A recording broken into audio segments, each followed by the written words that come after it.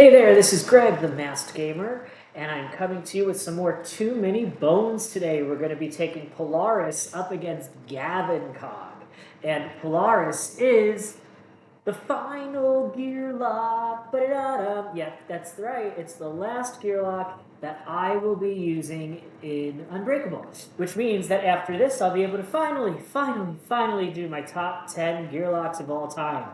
For those of you who are new to this channel, this is a space for COVID cautious folks to talk about board games. You do not need to be COVID cautious in order to be here, but please no minimization, denialism, or harassment of those of us that are still masking during these trying times. With that said, I am here, as usual, by myself today, so I do not need to be wearing a mask. However, when my friends are here, we do mask the entire time.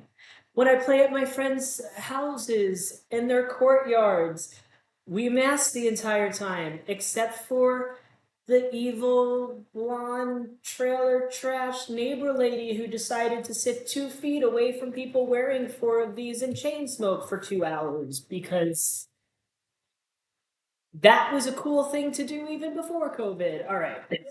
Anyway, let's dive in here with Polaris.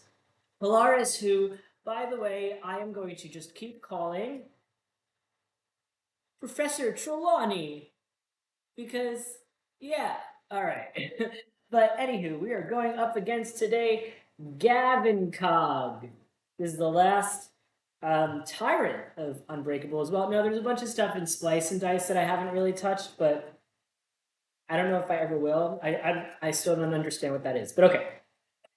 Gavenkog, a perennially insignificant member of the Gearloc Council, Gavenkog dedicated himself for centuries to fulfilling the menial whims of Nobulus Grint. When the evil Gearloc inventor died, Gavenkog found himself in possession of the secrets of the most extensive criminal operation in Daelor, and all it needed was a leader. He was more than happy to step in and finish the dark work his master started with the added cruelty of a person long shunted to the side. So he's our baddie. We need 8. We need 8 progression points, and we have 11 days to do it. So for Polaris, we gave her initial +2 health because I play on easy because I suck at this game, and then we gave ourselves Polarity Switch number 9 as the first upgrade based on the advice from Beginner Build Strat.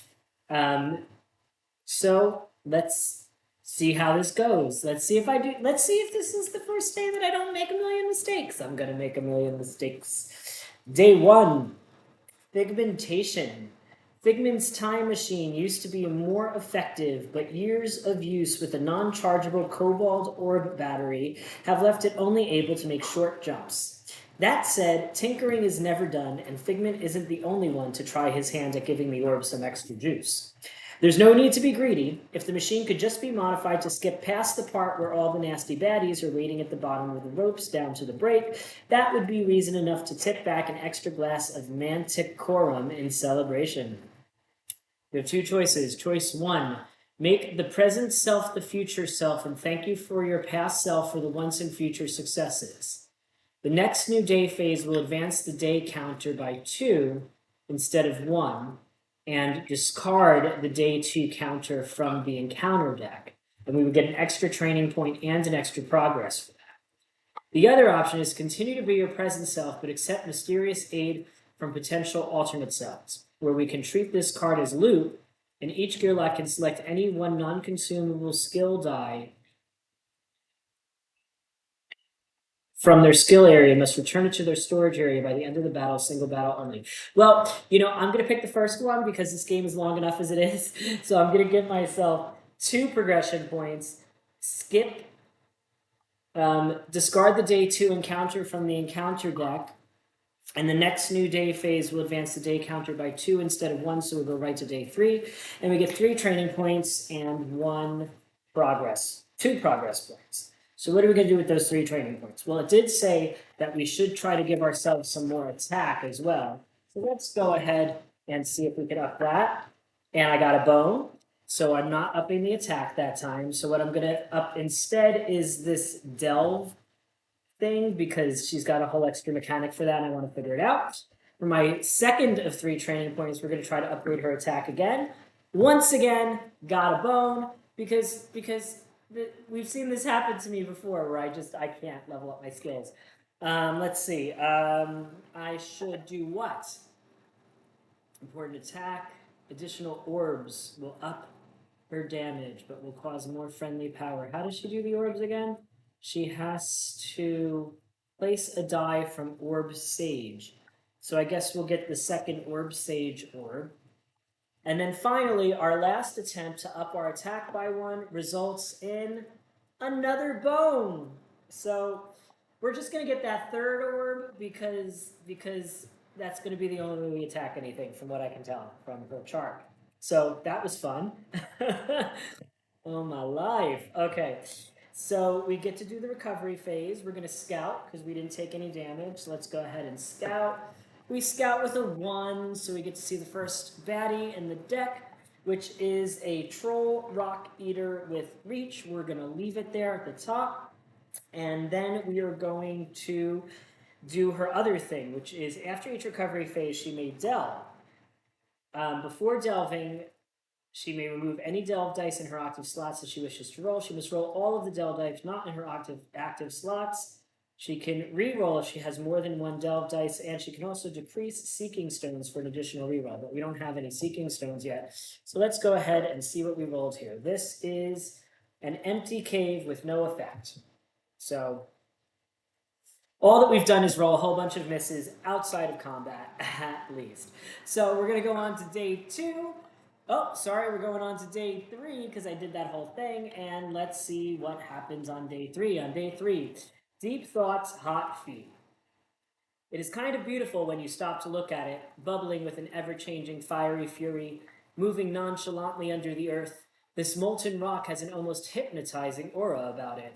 As it snakes around another stalagmite and engulfs some long-abandoned machinery, there's time to reflect on the origins of the world, the beginning of Daelor, and the excruciating pain coursing through my feet. My feet are on fire.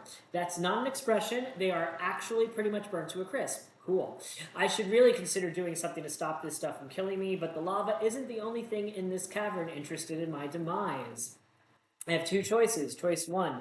I'm not one with the lava, but these baddies will be. The BQ would be baddie points of 3. At the start of the first round, the gearloc melee starting position number 2 will become lava.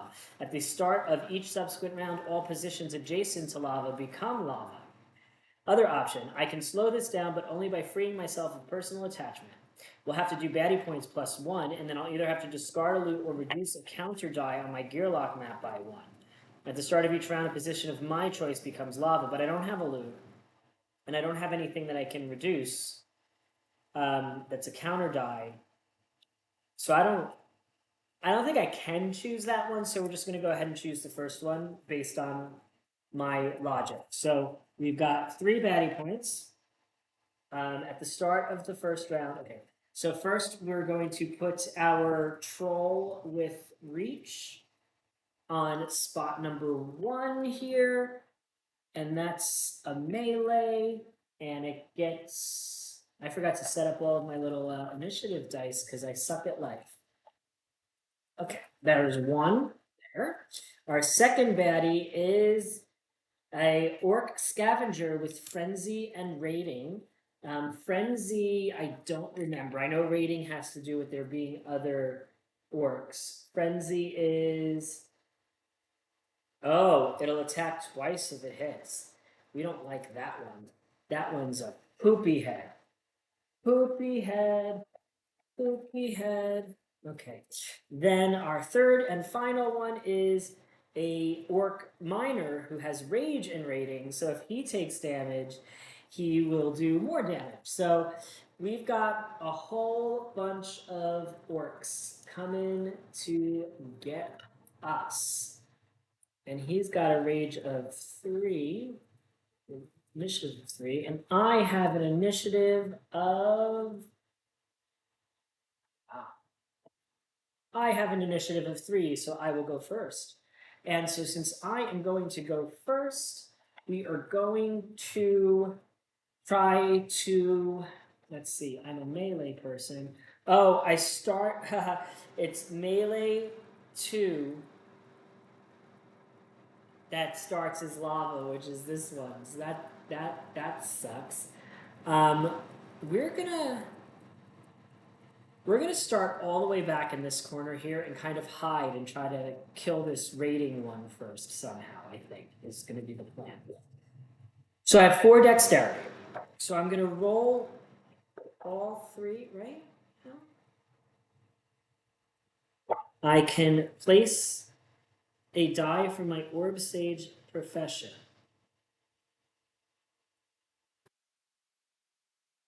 Can I place it?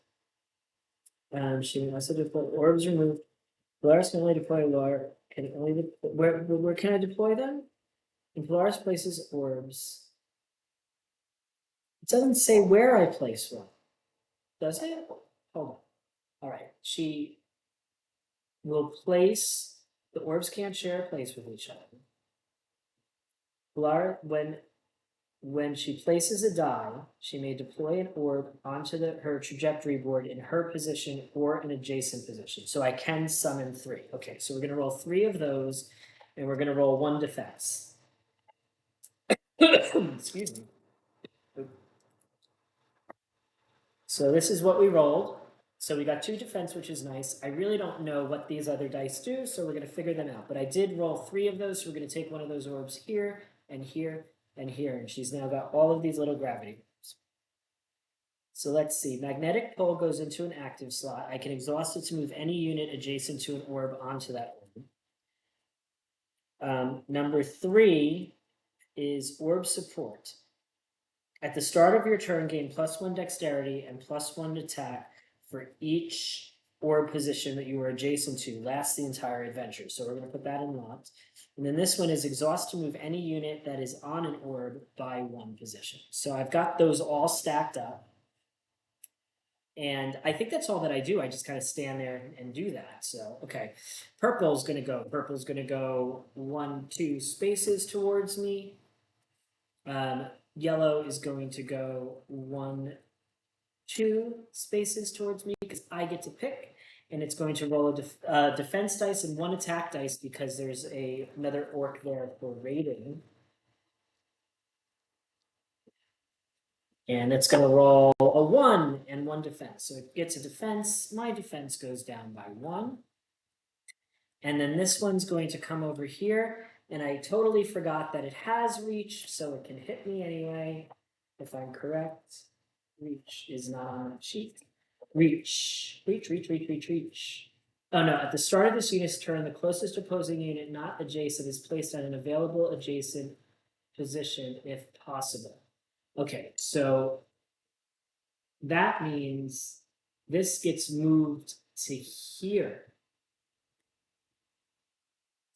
Or to any adjacent position. Does it say the closest adjacent position is placed on it? So we're gonna put ourselves all the way back in this corner now, and it will attack me as a result. And it rolled 2, so it breaks right through my shield and already does 1 damage to poor little Polaris. Okay. Moving on to round 2. All positions adjacent to lava become lava. Lava, lava, lava. At least we're on the other side of the lava. Okay, so now I have 4 dice. What does polarity switch do again? Polarity switch lets me move passing through occupied positions and potentially moving orbs around. And orbs only do damage on recalls, right? Yeah, so I need to get both. Is what I let's roll. We're gonna roll an attack die against that troll, and we're gonna roll 2 defense dice because I get 2 defense dice. Ooh, wait! I get +1 dexterity and +1. Oh no, I'm not adjacent to any orbs. Am I? Oh no! That's any of those adjacent to it onto that. Exhaust to Move any unit on an orb by 1. That's weird. Okay, so none of those things are going to let me go poo poo poo. So I'm going to have to. Yeah, I need to get dice. So I don't get an extra additional attack die. So we're gonna go ahead and this is very confusing. I have 3 dice. I have 1 more dexter. That can't reach me, that can't reach me. Unless I have to move. I'm just gonna roll the 3 dice that I have. That's all. Okay. So we got 3 defense and 1 attack. So I did 1 damage to that, which is great.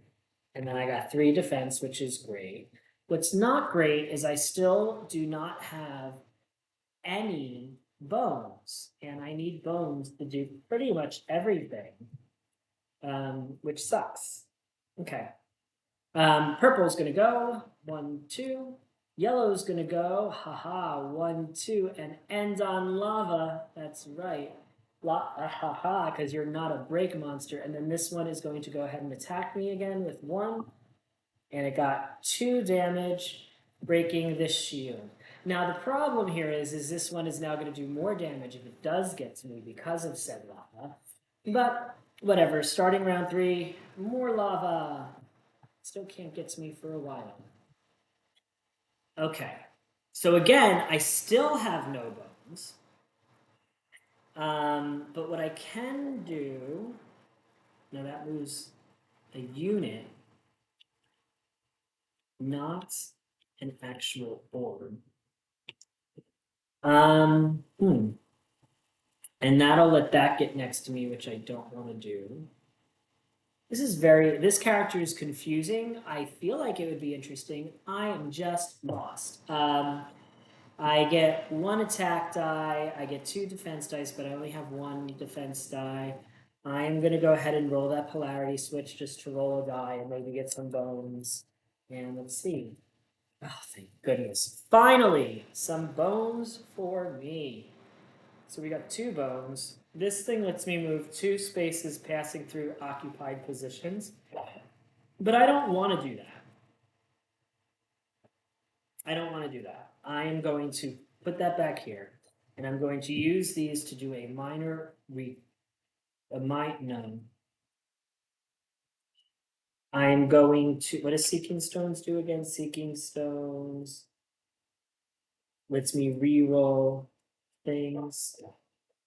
I'm gonna just hold on to that, I guess, and hope I don't die. Yeah, sure. Why not? Okay. Yep. All right. So purple's going to come here and attack me. And it rolled 1 attack, which I defended against, and it gets 1 defense. And when it has frenzy, it's going to roll attack dice again. So it did do 1 more damage to me. Okay. Yellow's going to go and end up here in the middle of nowhere. Blue's going to go again and attack me again and get 2. So I am down to 1 health left, and I still have no idea what I'm doing. So that's a lot of fun. Okay, great. So we've got some more lava on the map. I don't know how to heal. I don't know how to do damage. I don't know what I'm doing. So we're gonna roll 2 defense. We're gonna roll 1 attack against the troll with reach, because that seems to be the thing I keep. No, against the one with frenzy to my right, I guess. And I guess we'll roll polarity switch again. I don't really know why, but that's what we'll roll. So I've got a nice 3 defense there. I got a 3rd bone. I've got polarity switch of 3. This time I am going to use it, and I'm going to use it to teleport. No, I'm going to stay there. I'm not going to use it, but I am going to use these 3 bones to heal myself for 3 with mag therapy. So I'm still alive. I'm just not actually doing anything. Okay. This one's going to attack with frenzy. It got 1 success and 1 success, so that removes this shield. This one can't move but takes 1 damage from lava. This one is going to... That's only if I'm not adjacent to it that it teleports me, right?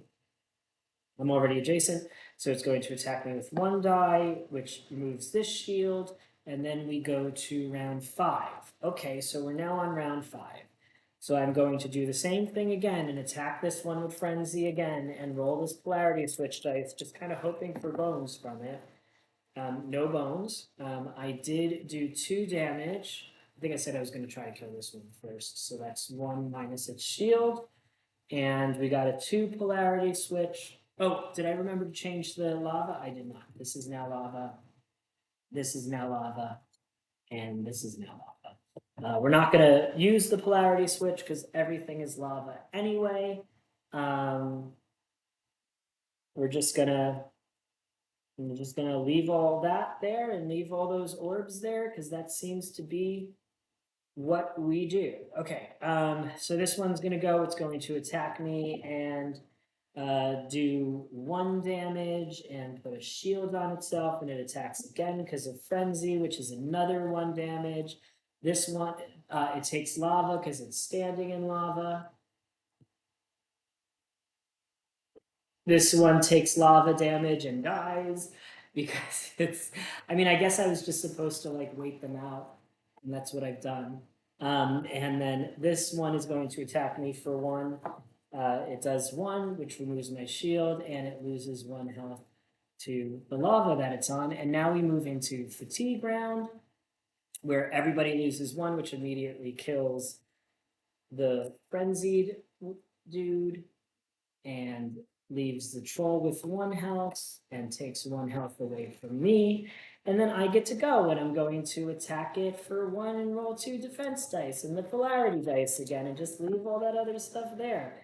Now I've got 2 bones and 1 shield, and I'm going to use one of these to increase Seeking Stones by 1 for next time, and the other attack's going to go ahead and... Okay, so I won that fight by just standing around and doing nothing, but I won it, so it's 1. So I get a loot, which is a pointy pebble. I can roll 1 attack die and deal its damage to any unit on the battle map. Does not cost dexterity. And I get 2 training points and 1 progress point. So for that training point, again, we're going to try attack. Oh, thank goodness. I finally get to raise that attack score. These are going to go back in here. That stays there. And then, what else do I want to do? Healing.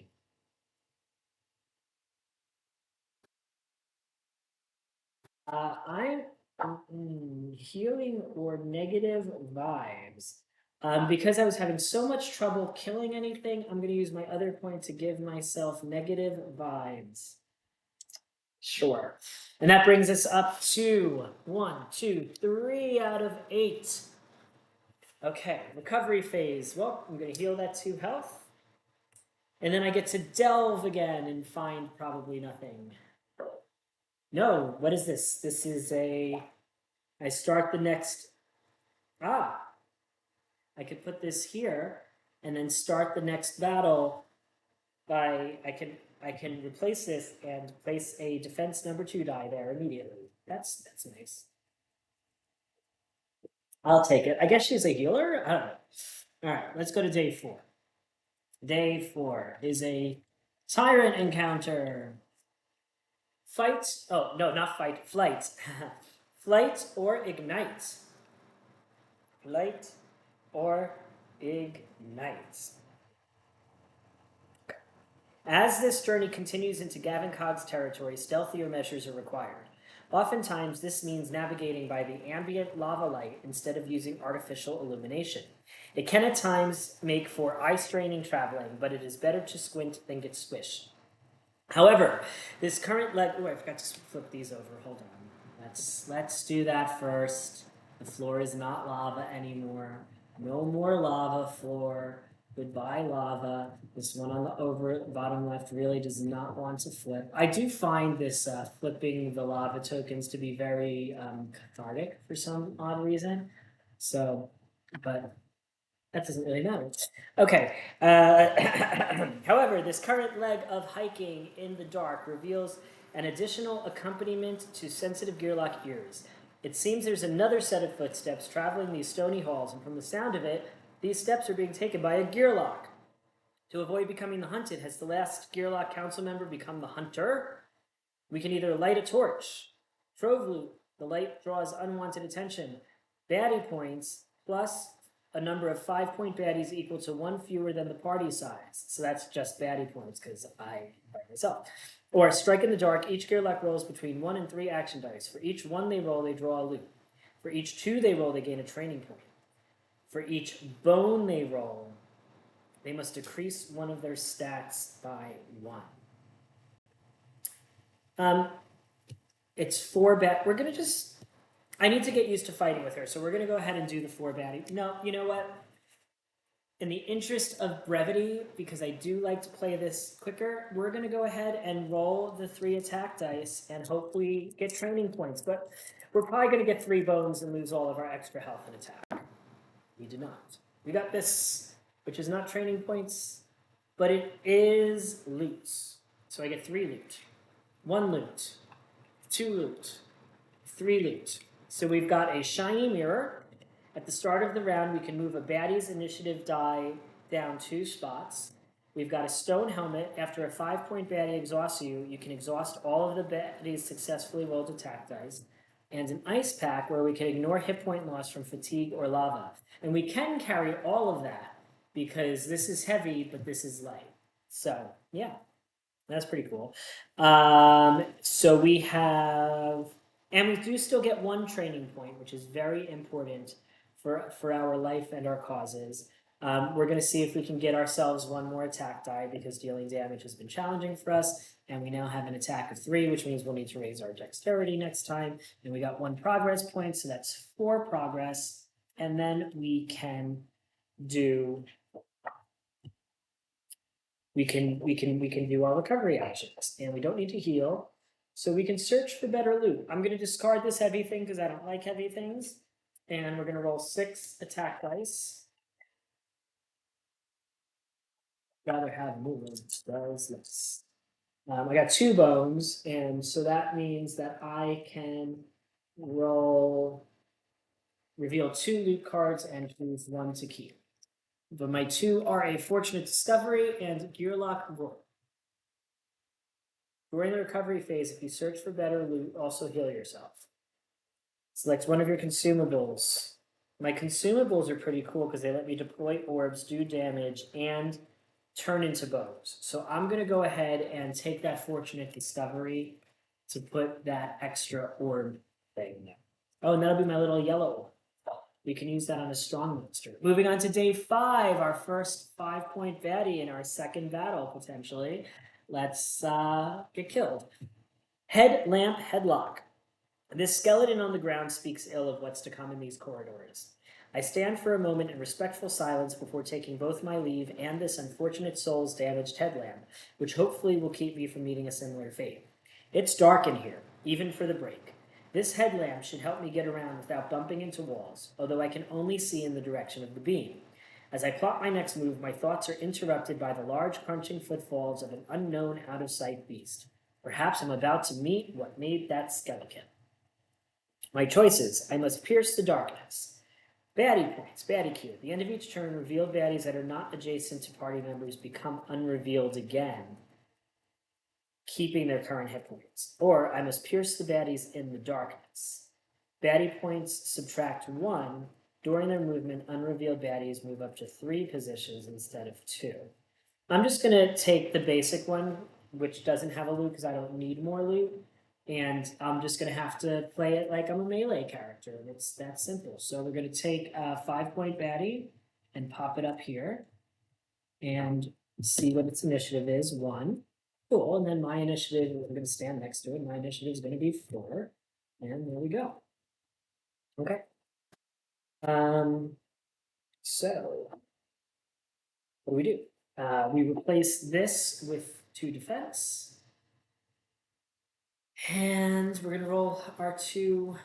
No,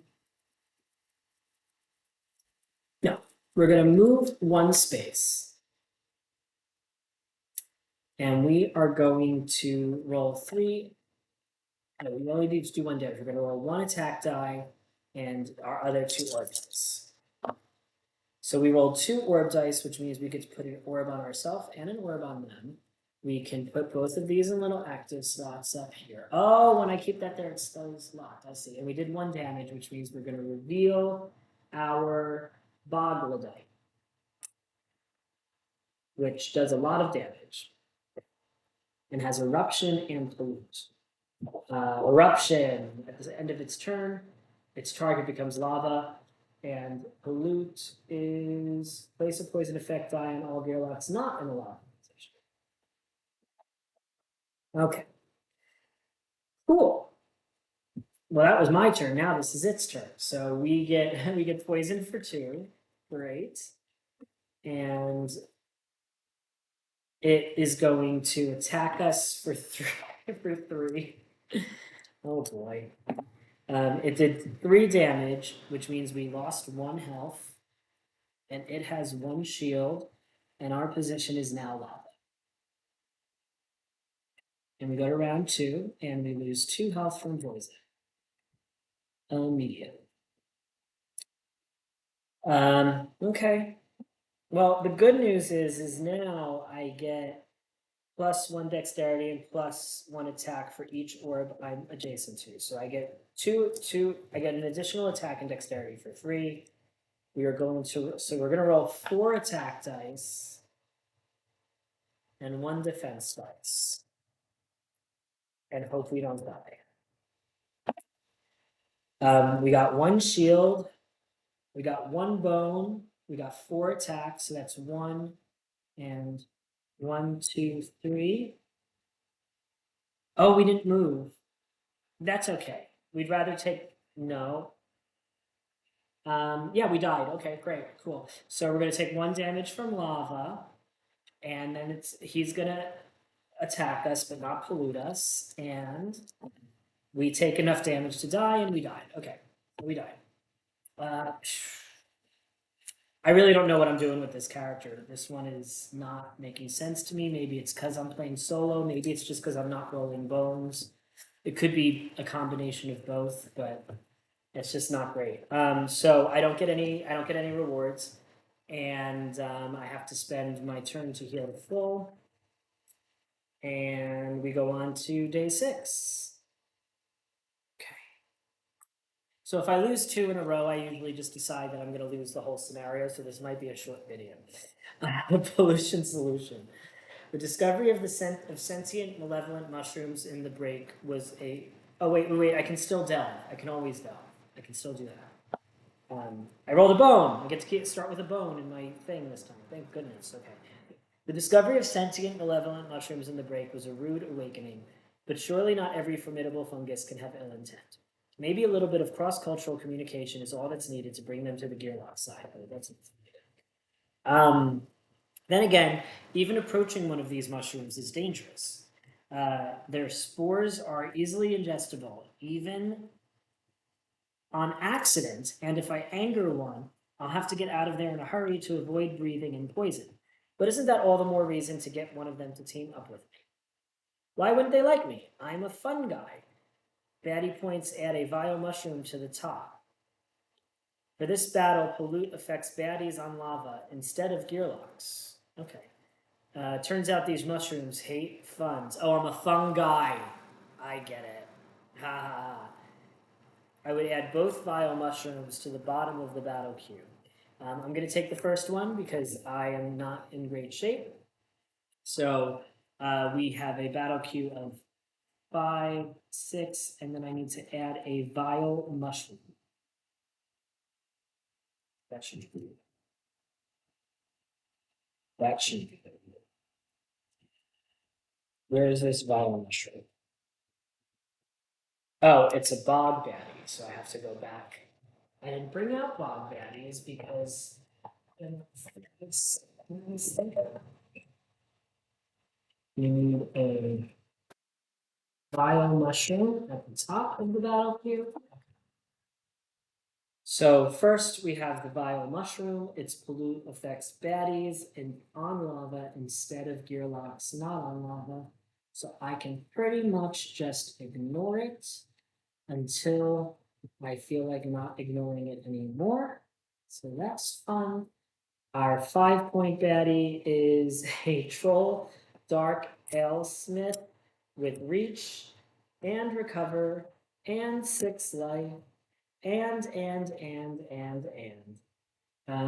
Cool. That goes here. And then our final 1-point baddie is that, oh my goodness, that tainted gearloc who you can't kill. Oh my gosh. This game hates me so much. It does. And then our initiative is going to be 4, so we're going to go first. And this goes here. Lava flow makes every space it's in get things. Yes. Oh, that's nice. Oh, it's going to die because the pollution is going to just kill it. So I really only have to worry about this thing. So we're going to go ahead and just start in front of it and try to kill it as fast as possible is going to be the plan. So we're going to roll 3 attack dice and 1 defense dice and hopefully do something. Oh, cool. I got 2 defense and 4 attack. That is the best roll I have had so far. All right. Then it is going to attack me. Well, it recovers 2. It heals 2, and it's going to attack me for 3 and do 3 damage to me. 2 gets blocked by my shield. It gets a shield. I lose 1 health. The yellow one is going to go next, and it did not get pollute yet, so it's going to come over here. Both of these spaces turn into lava. It's going to attack me for 1, which does 1 more damage to me. And then this is going to go, and it's going to give a pollution to this and roll a defense die and get 1 defense. On to round 2. Well, we're going to do it again. We're going to roll 3 attack dice and 1 defense dice and try to kill the big dude. We got a second bone, which is good. And we got 4 damage. So that's 1, 2, 3, 4. So it's almost dead, but then it heals for 2. It heals for 2. And it attacks me for 3 again.